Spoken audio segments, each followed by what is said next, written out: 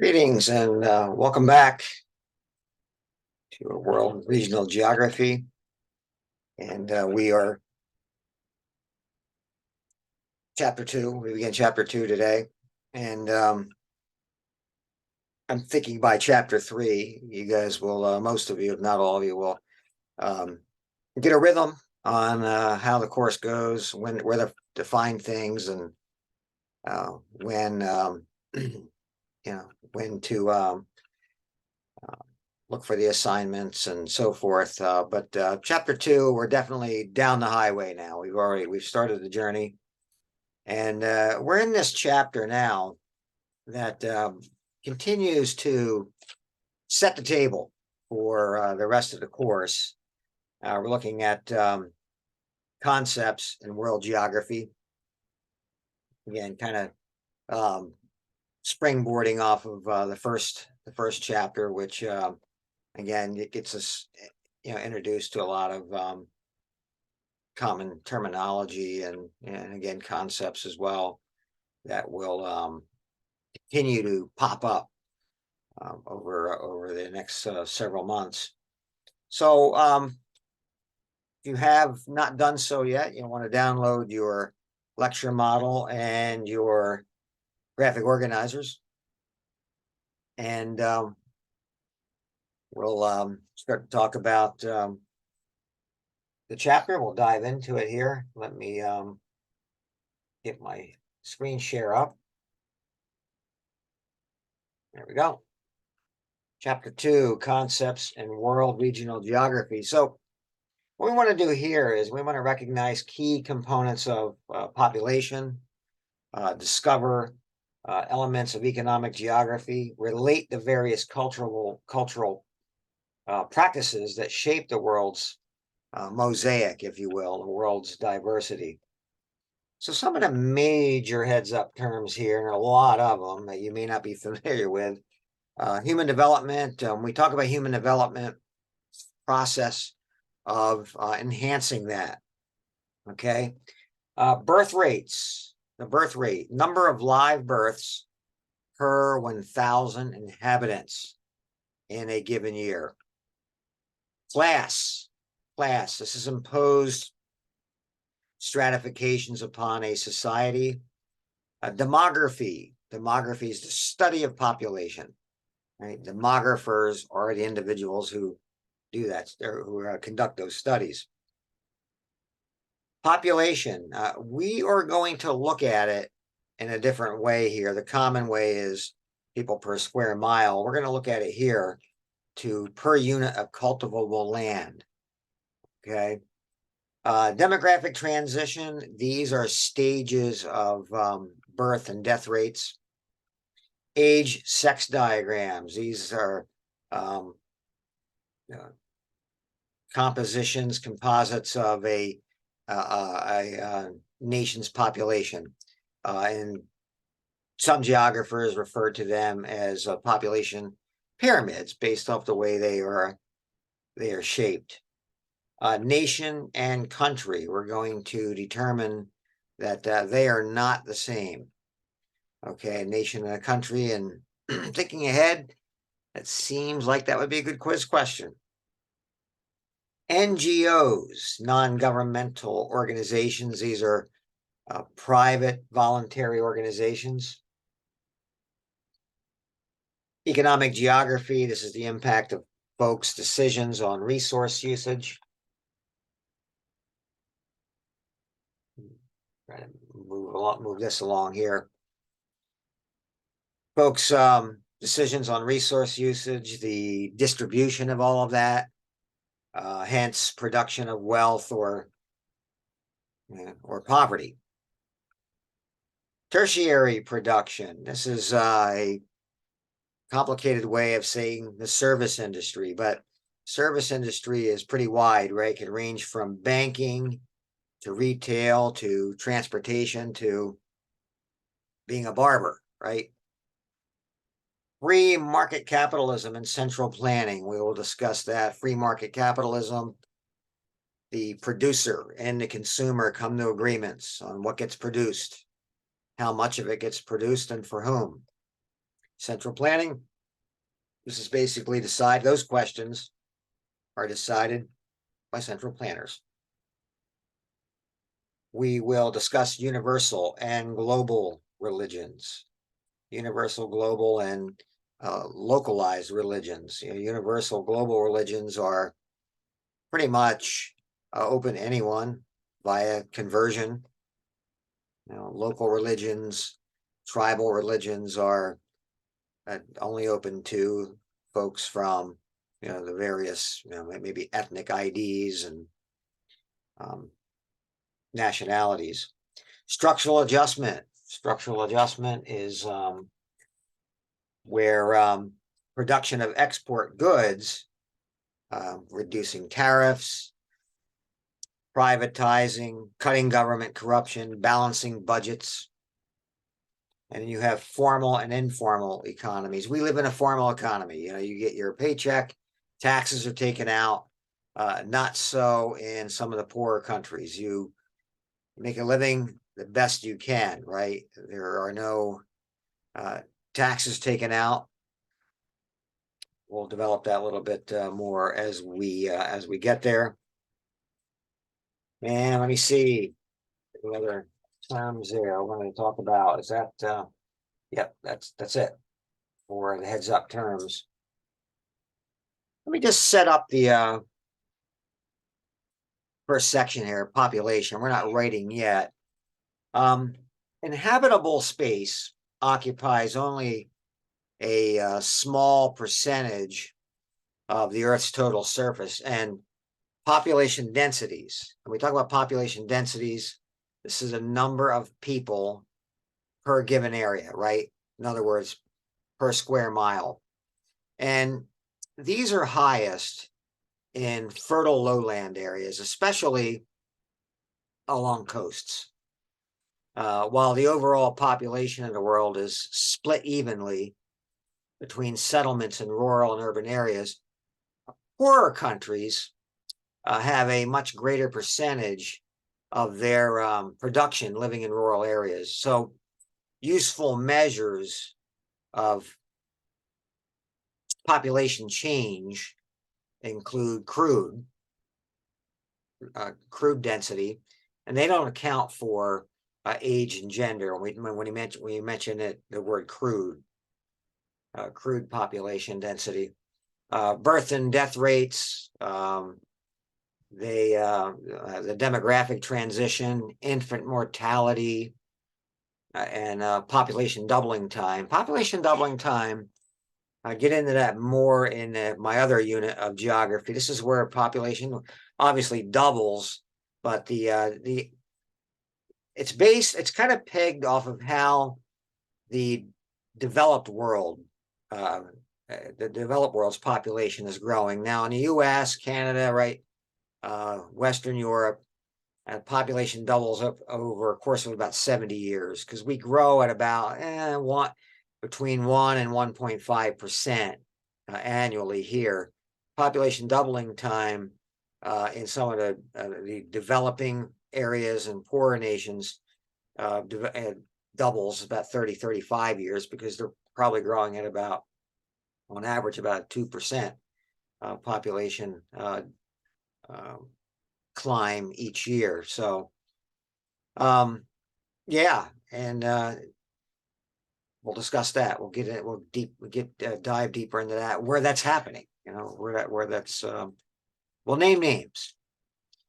In our world of increases, global interconnection, migration has played an important role in understanding these trends, as immigration kind of buoys population growth in countries with slow rates of natural increase. So sheer population size is not necessarily, I would strongly argue, an effective indicator of resource consumption, as wealthier countries like the US, because we have the means to do it, because of our standards of living, because of our economic and political systems, consume disproportionately larger amounts of those resources. And hence your papers. We'll talk about that at the end of this. your papers are geared toward looking at these so-called disparities, right? And why they exist. It may not be a zero-sum game out there. It just comes down to political and economic choices by governments. Let's take a look at population here. Your first blank. Population is population per unit of cultivable land. Population resource ratio is this: resources to population. It's the way we're going to look at it here. There's several ways you can look at it. Like I said, the common way that we have been taught in schools to look at it, and there's nothing wrong with this, is population per square mile. But maybe a more accurate way of looking at it this way is population is per unit of cultivable land. Because 29% of the earth is land, and then not much of it is inhabitable. Over the next 50 years, 97% of the world and its growth will be in densely populated and poor countries. Half of the world's population is concentrated in urban areas. For example, 35% alone is in India and China. So demography is the study of population structure and change. Birth rates.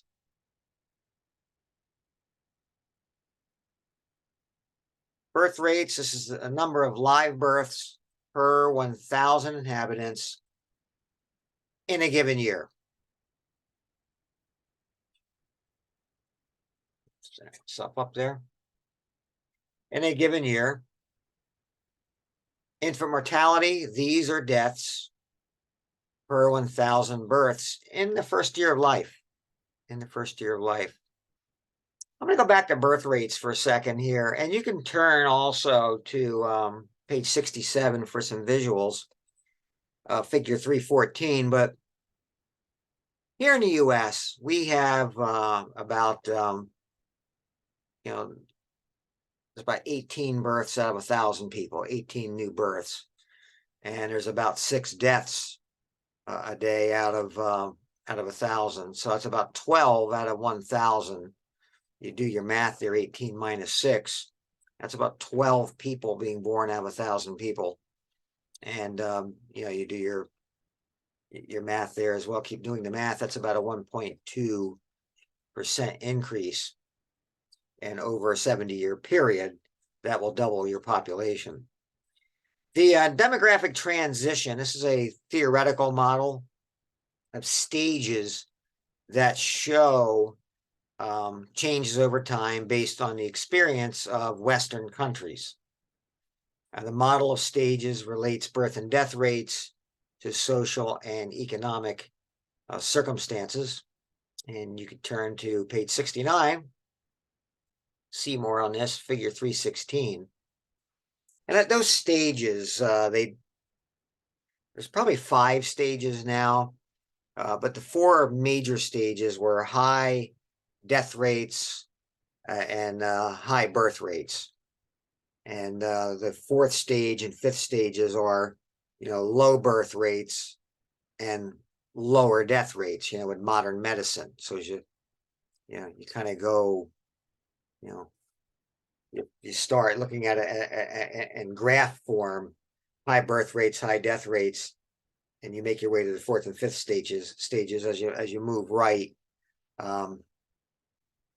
You have the lower birth rates and lower death rates. And again, modern medicine and so forth has aided in that, right? We're thankful for that in a lot of ways. Migration, long-term movement of people into or out of a place.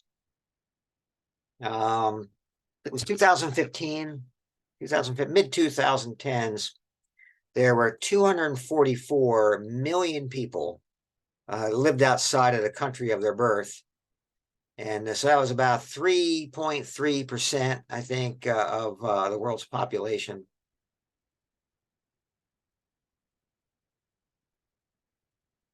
Okay, we got some notes here. Let me expand that for you.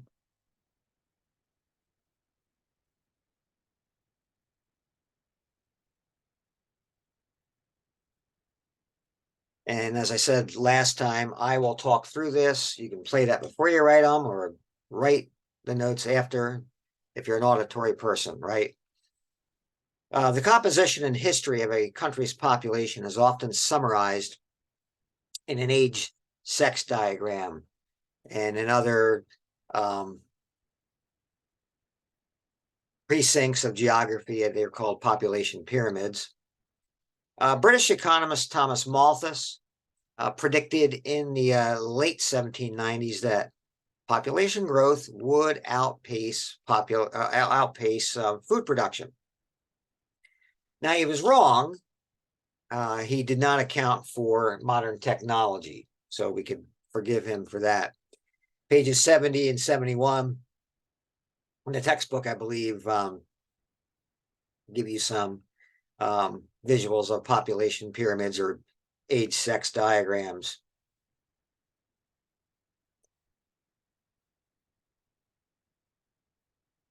Governments and political movements. A country is rarely, if ever, the same as a nation. Nation, we talk about a nation, we're talking about an imagined country or politicized ethnic group where folks believe themselves to share common cultural features linked to a specific area of land, right? Nationalism on the other hand, that's a desire to of a nation have its own self-governing country.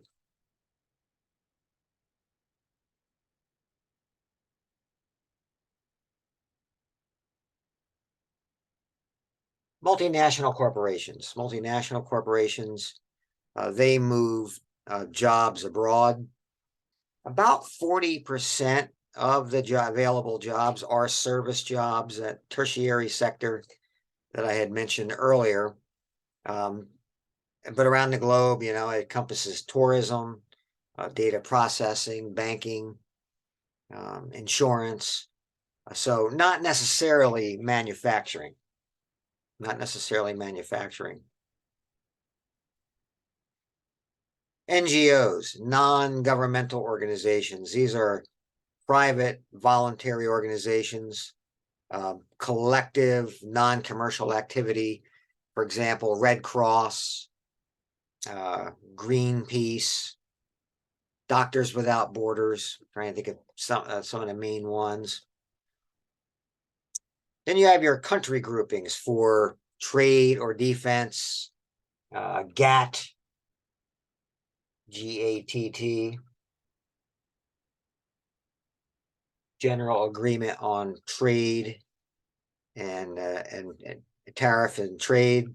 NAFTA, we know about that one more well known. Certainly here in the United States, the North American Free Trade Agreement between Mexico, U.S., and Canada.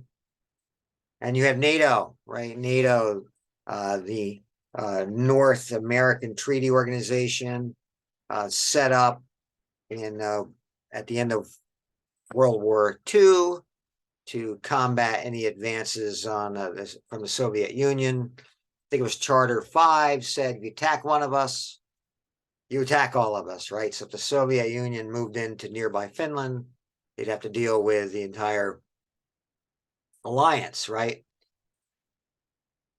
And then there's like the WTO, right? The World Trade Organization, developed to prevent discrimination between trading partners.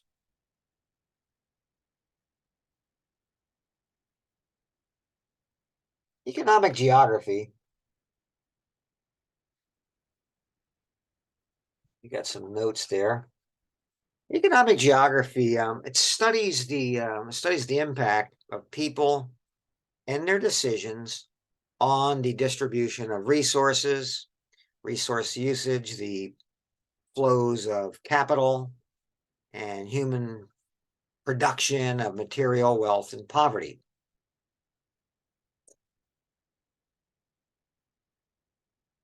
Economic development is commonly measured by GDP, which we hear about from time to time, right? And GDP is the gross domestic product. It's the total value of goods and services produced within a country in 1 year. Then you have your GNI. GNI is your gross national income, which adds foreign transactions to the GDP. Now, they may not reflect the comparable costs of living in a country. The purchasing power parity, the PPP, that's another index, and that estimates the totals, I guess you could say. They're basic estimates, right, of the GNI and the GDP. There you go. And I think are more accurate comparisons of cost of living among countries, where it measures exchange rates against the U.S. dollar. I think if you Google the Big Mac index, right? Think of the hamburger at McDonald's, the Big Mac index, and that will give you those figures, right? Exchange rates. And then you have the HPI, the Human Poverty Index, and that measures the needs of the poorest countries, and it tries to find a balance between individual poverty and public provision. Page 55, 3.3, figure 3.7, visual there, adds more to this. I've been mentioning tertiary production, a more complicated way of talking about the service sector. But tertiary production, service industries, again, right, from anywhere from government mandates through the manufacturing sector to provide health services, education. It includes also private sector initiated retail and wholesale trade, finance, legal and legal media, and information technology.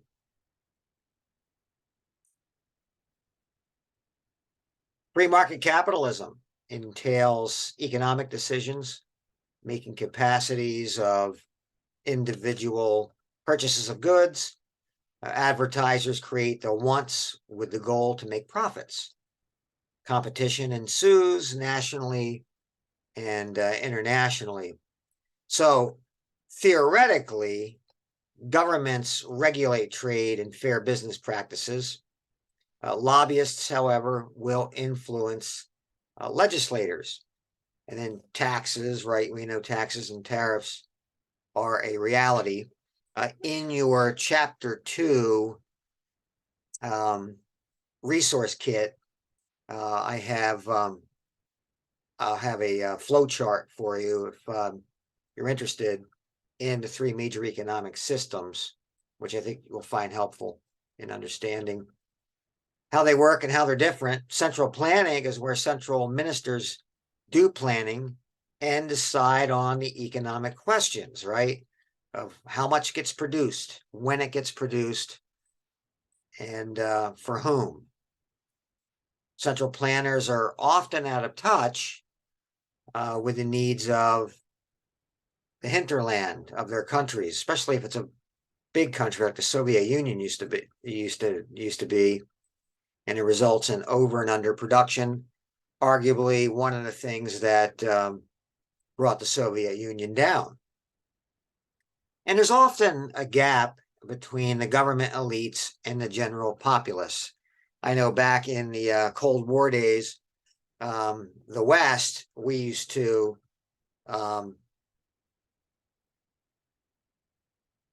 chide the Soviets and the communist bloc on, hey, you guys are, doing it the wrong way because of your political repression. which leads to economic repression. And the Soviets would say, well, especially in the United States, yeah, you guys have a history of racism, and therefore, your minorities are not doing as well because they focused on economic equality, while we focused on political. But when you really get right down to it, in those types of countries who were, looking to level the playing field from everyone, it's not the way it shook out, right? The elites still lived as well as any, private businessman here in the West. China was one of those countries. In 1978, they began encouraging investment by private companies outside of China. So, I don't know how many people agree with me about this. China is probably more of a fascist state. They operate off free markets, but it's controlled by the state. Multinational corporations. This is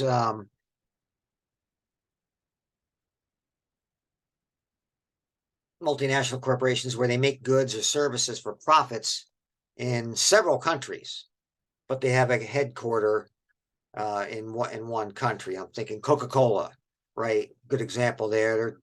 They're all over the globe, but they're headquartered in I think it's Atlanta.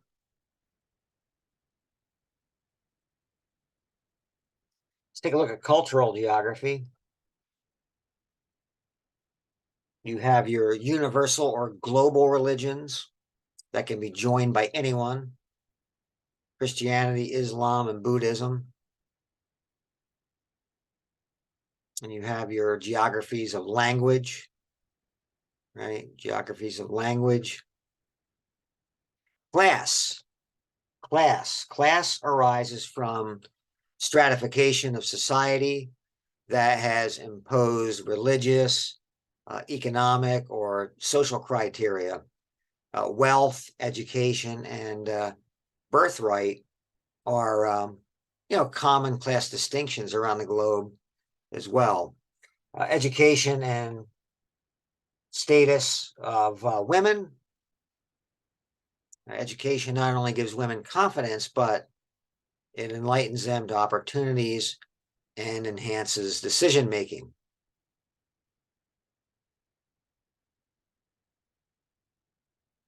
Before we get to regional development, I just wanted to say about climate. It's debatable how much humans have affected natural environments at the local scale. I don't think there's much, no one's going to argue that climate has done major turns throughout existence.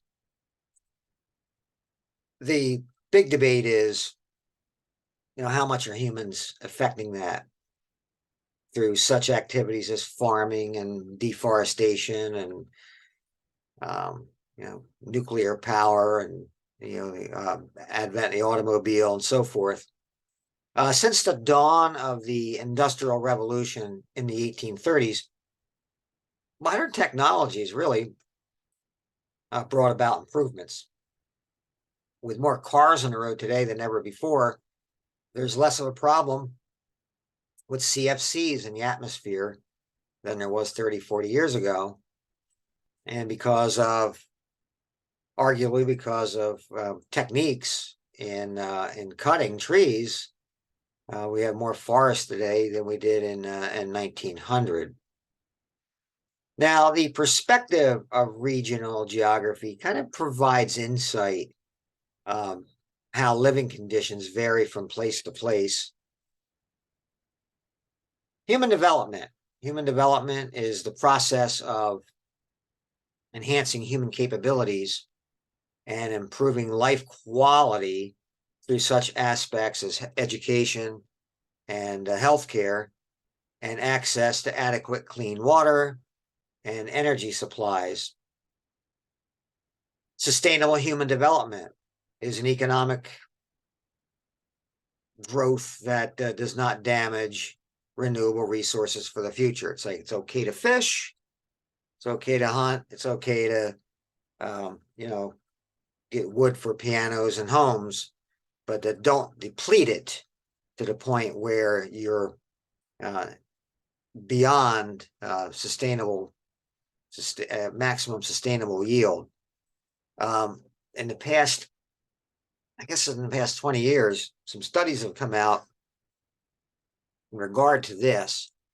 Back in 1989, off the coast of northern Washington state, Puget Sound area, southern British Columbia, Exxon Valdez had a major oil spill. And of course, one of the first thoughts was, what's going to happen to fish life in that region?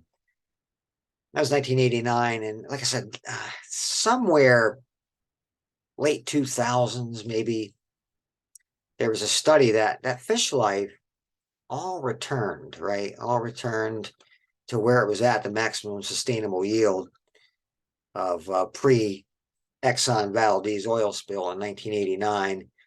So again, a lot of the folks who argue that I don't know how much man has to do with all this. Mother Nature's been at this a long time. It's powerful. They look to that and say, yeah, see, Mother Nature has a way of working itself out. Let's not kill jobs, right, in the process of worrying about that. In poorer countries, there are few jobs in a formal economy. Formal economy, I mentioned at the top of this, working for employers, getting taxes taken out. Few jobs in a formal economy in your poorer countries. Your salaries that are taxed. So few own land or homes anyway in those areas. I'm thinking of a place like Calcutta, right? You have skilled guys and girls that can make, work with wood, and they get in garbage heaps and so forth, and they'll pull out wood and make chairs and cabinets and sell it. And, there's no one they're their own boss, right? Kind of the classic example of an informal economy. Structural adjustment. Structural adjustment is export based. It seeks to limit bureaucracy and government involvement. Countries applying for aid should export manufactured goods and allow foreign investment. So the people loaning cash, they want something in return. They want something in return. Human rights. Human rights emerged in part from revolutions in Europe and the United States that highlighted liberty and equality. In France during the French Revolution, the American founding fathers were paying close attention to that. And hence we have the Bill of Rights today, and found again in the United Nations Declaration of Human Rights as well. Not all countries agree on human rights. Again, the United States view on who sits on the UN Security Council versus the view of China's, Iran's, Russia's, certainly the Soviets back in the Soviet era. And during the Cold War, political rhetoric reduced human rights to a propaganda weapon. The West, again, focused on civil and political rights, and the communists focused on social and economic rights. Some Americans are questioning Juneteenth, right? Is it the June 19th, Juneteenth? Am I saying that right? They're questioning that because it focuses on not the 95% of folks who gained automatic voting rights and citizenship after the shooting stopped, or soon thereafter voting rights, but delayed voting rights. And some Americans feel that this is kind of the rhetoric that that the Soviets would focus on back in the Cold War days. Hence the people behind Juneteenth, might have communist agendas, not focusing on the. I think that's what I'm trying to say. Not focusing on the triggers the Constitution provided for freedoms, right? Freedom, certainly from the immediate freedom from slavery, but the gradual freedom of, and liberty of voting rights and citizenship rights. So there you have it. You have your graphic organizer. We'll get that out, recap, and then talk about what's up ahead. Concepts in world geography. We looked at population, birth rates, infant mortality, demographic transition, migration, and Thomas Malthus. Government and politics, the difference between a nation and a country. Nation's an imagined country or politicized ethnic group, or the country would be the political boundaries of that. Nationalism is that desire for self-governing country. And I would include in population the study of that via age and sex diagrams. Government and politics, you have trade and defense associations, multinational corporations and non-governmental organizations. Economic geography, you have the economic measurements of the gross domestic product, the GDP, gross national income, the GNI, the Purchasing Power Parity Index, PPP, and the Human Poverty Index, the HPI. Tertiary production, your service industries. We talked about free market capitalism, where producers and consumers come to agreements on what gets produced for whom and when. Central planning, central planners determine this, right?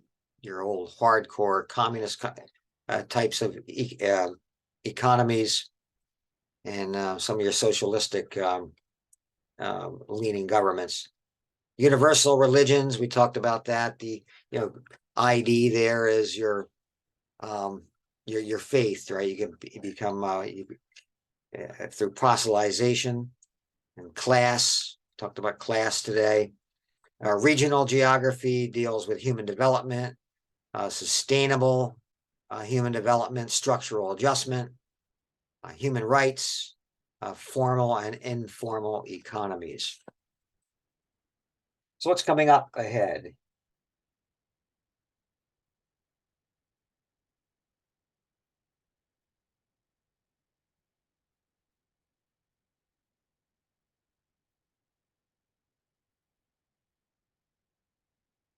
Here we go. Thursday, in the news, 11:59. Thursday night, that is due. And again, in the news, you're only picking one of those questions to research. Friday, your initial post will be due. Saturday, you're going to need to see two initial posts or two response posts to classmates. Monday, we have the Chapter 2 quiz that'll be ready to go 12:01 a.m., 11:59 that evening. And then September 13th, your paper topic submissions. And again, your topic submissions are basically countries. You're looking at countries around the globe that you want to study based off of the Economic Freedom Index on your paper rubric. So, and regarding that, I don't want duplicates, right? I look at the chart I have for you and see if anyone's taken it before coming to me and asking me who has it. I'm going to ask you, look at that. And if someone has that, move on to something else. We have, close to 200 countries in the world, so shouldn't be any duplicates. And there you have it. So until next time, you guys take care, do well. And if you have questions, comments, call, email, don't hesitate to do that. Okay. Bye.